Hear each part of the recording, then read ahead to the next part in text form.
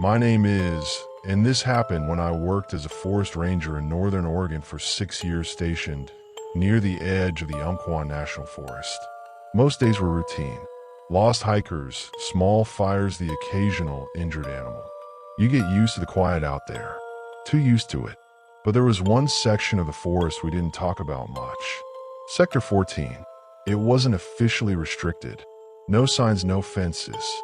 But every ranger who'd been around longer than a year knew to avoid it after sunset. Not because of animals. Not because of terrain. Just a feeling. I didn't believe in that kind of thing. Not until the night I got the call. Dispatch reported a missing camper. Name, Jason Whitaker, 32. Came in alone 3 days earlier, last seen near Sector 14. His truck was still parked at the trailhead. No sign of him since. Search protocol meant I had to go. Alone. It was already late afternoon when I reached the trail. Sky was dimming fast, that cold blue light settling between the trees. I remember hesitating before stepping in. The forest felt wrong. Not quiet, just muted, like something was pressing down on the sound itself. Even my boots didn't crunch the leaves the way they should have. I followed the marked path for about a mile before I found the first sign. A backpack, torn open, half buried in mud like it had been dragged.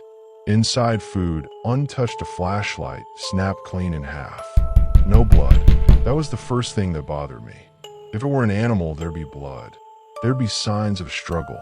But it looked staged, like someone had placed it there in a hurry. I radioed it in. Static answer back. That's when I heard it. A voice. Hey. It came from deeper in the trees off the trail. Male voice. Clear. Too clear. Help me. I froze. Training tells you to locate the direction, call back, proceed carefully. But something about it felt off. The voice didn't echo the way it should. It didn't bounce between trees. It just existed. Still, I moved toward it. Slow. Careful. Stay where you are. I called. I'm coming. Silence. Then again, closer this time. Help me. Same tone. Same pitch. Exactly the same. Like a recording being played twice. I stepped off the trail. Branches scratched against my jacket as I pushed deeper in. The light dropped fast under the canopy. Shadows stretching long, unnatural. That's when I saw the footprints. Bare feet, but wrong. The toes were too long, too thin, and they pointed slightly inward, like whatever made them didn't walk the way we do. They circled something. A tree. I approached slowly, heart pounding harder with each step. The bark was scratched. Deep grooves running vertically like something had climbed it. Then I saw it, carved into the trunk. Don't follow the voice. The letters were jagged, rushed. Fresh. Jason Whitaker had written that. And as I stood there reading it, I heard the voice again. Right behind me. Help me. I turned instantly. Nothing there. Just trees. Darkness thickening between them. Then, footsteps. Soft. Slow. Not mine. Circling me. I raised my flashlight, sweeping it around. The beam caught nothing, but I could hear it moving. Keeping distance. Matching my position. Then it stopped. And whispered. Why did you come? That wasn't Jason's voice anymore. That was something else. Something that had learned how to sound like him. I didn't run. Not yet. Every instinct screamed at me to get out, but something stronger held me there. That ranger instinct, you don't leave someone behind, even if every part of you knows you should. Jason, I said louder this time. Silence. Then, over here. Different direction. Same voice. I turned slowly, flashlight shaking just enough to betray me. The beam landed on something between the trees. A figure. Standing still. Too still. It was shaped like a man, but wrong in the details. Arms too long. Head slightly tilted at an unnatural angle. And the skin, if it was skin, looked stretched. Tight. Like it didn't belong on whatever was underneath. Please, it said. Jason's voice again. Perfect this time. But its mouth didn't move right. The words came out delayed, like the sound and motion weren't synced. That's when I understood. It wasn't mimicking him perfectly. It was learning. I took a step back. It took one forward, not walking, sliding. I turned and ran. Branches whipped across my face as I pushed through the trees, trying to retrace my steps. My radio crackled to life for a split second, just long enough to hear something that sounded like my own voice calling for help. I nearly dropped it. It could copy anything. Voices, movements, maybe more. The forest around me started to shift, or at least it felt like it. Trails I was sure I'd passed looked unfamiliar. Landmarks gone. Trees too close together. Then I saw another carving. On a different tree. IT follows sound. I stopped breathing. Literally. I cover my mouth, forcing myself silent. My boots slowed to careful, quiet steps. Behind me, I heard it crashing through the forest now. Faster. No longer hiding. It had stopped pretending. I crouched, low, moving toward where I thought the trail should be. Every step calculated. Every sound minimized. Then I heard it again. Right beside me. Whispering. My own voice. Stay quiet. I spun around, flashlight flashing wildly, and caught a glimpse of it closer than before. Much closer. Its face, God, I can't forget its face. It was trying to form expressions. Human ones. A smile that stretched too wide. Eyes that didn't blink at the same time. And then it lunged. I didn't think. I fired my flare gun straight at it. The burst of light hit its chest, igniting whatever covered it. It let out a sound, half scream, half distortion, like multiple voices layered together. It recoiled, thrashing, and I ran. This time I didn't stop. I burst through the trees and found the trail by pure luck. My truck came into view just as the last light of day disappeared. I didn't look back. I didn't want to see if it followed. I drove out fast. Too fast. When I reached the station, I filed a report. Left out parts. Most of it, actually. Search teams went back the next morning. They found Jason Whitaker, or what was left of him, high up in that same tree. No blood on the ground. No signs of struggle. Just placed there. And beneath the tree. Bare footprints. Not his. I quit 2 weeks later. They still send new rangers out there. Still mark Sector 14 as safe. But sometimes late at night, I hear something outside my house. A voice. Calling my name. Perfectly. Exactly the way I sound. And it always says the same thing. Help me.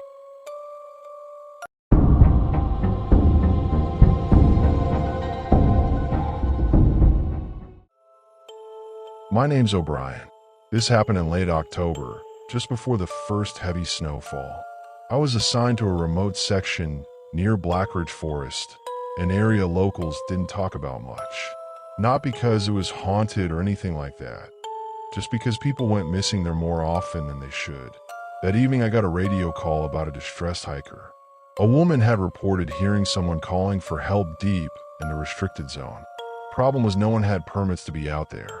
Still, protocol is protocol. I grabbed my gear, flashlight, and headed in just before sunset. The trail started normal. Dry leaves, cold air, that deep forest silence. But about half a mile and things changed. No wind, no animals, not even insects, just stillness. Then I heard it. Help, please. A man's voice. Weak, far off. I froze. The sound didn't echo the way it should. It felt flat, like it wasn't really coming from a direction. Hello, I shouted.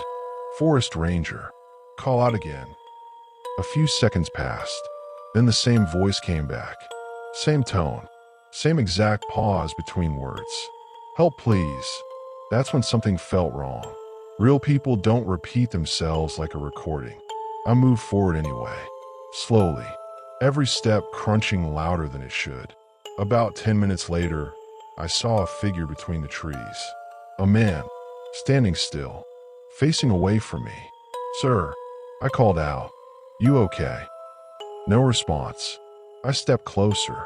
20 feet. 15. Sir, I'm here to help you. He moved, but not like a normal person. His head turned first, slowly. Then his shoulders followed, stiff like joints were out of place. When his face came into my flashlight beam, I felt my stomach drop. It looked wrong. Not injured. Not scared, just wrong. His eyes were too wide, mouth slightly open, no expression at all. "You heard me," he said. Same voice. But now I could see his lips didn't match the words exactly. I took a step back. "Sir, we need to get you out of here," I said, trying to stay calm. He tilted his head, then smiled.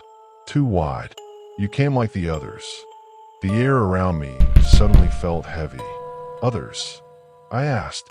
He didn't answer. Instead, from somewhere behind me, I heard it again. "Help, please." Same voice. I turned around fast. Nothing there.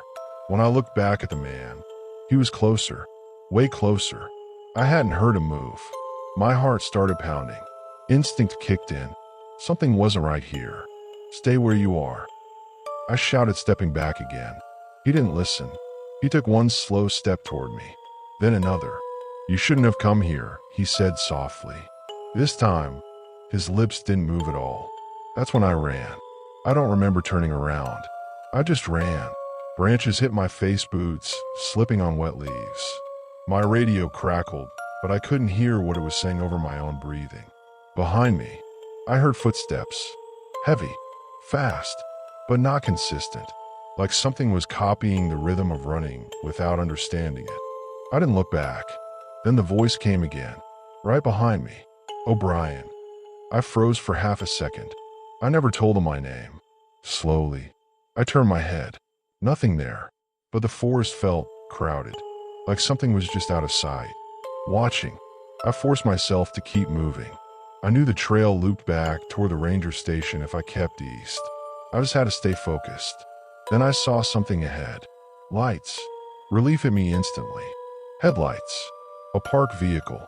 I ran toward it, waving my arms. "Hey, over here." The driver's door opened. A ranger stepped out. "O'Brien, what the hell are you doing out here?" It was Aaron Whitaker, my partner.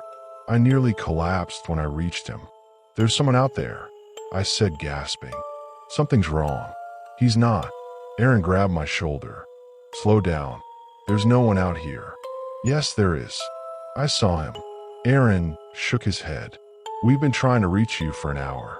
You never checked in." My stomach dropped. "An hour?" I said. "I just got here." Aaron frowned. "You went in before sunset. It's past midnight now." That didn't make sense. I looked around. The forest felt different, quieter than before. Then I noticed something. Footprints, all around us. Dozens of them, circling the vehicle, but none leading away. Aaron saw them too. "What the hell?" he whispered. Then we both heard it. "Help, please." Not one voice. Multiple. All around us. Whispering. Layered. Like a crowd trying to sound like one person. Aaron slowly turned his flashlight toward the trees. Shapes moved between them. Tall. Thin. Standing too still. Watching. "Get in the truck," Aaron said, voice low. We didn't wait. We jumped and slammed the doors and locked them. The engine roared to life. As we drove off, I looked back through the rear window. For a second, I saw them clearly. Not people, not animals, just figures, all standing at the edge of the trees. And in the middle of them, that man, smiling, mouth wide, eyes locked on me. Then the radio turned on by itself. Static at first, then, "O'Brien." I ripped the radio out and threw it onto the floor. We didn't speak the rest of the drive. The next morning, search teams went back out. They found nothing. No footprints. No signs of anyone being there. Just my tracks going in and stopping. I quit 2 weeks later. Aaron transferred out the next month. We never talked about it again. But sometimes late at night, I still hear it. That same voice. Right outside my window. "Help, please." And now, it sounds exactly like me.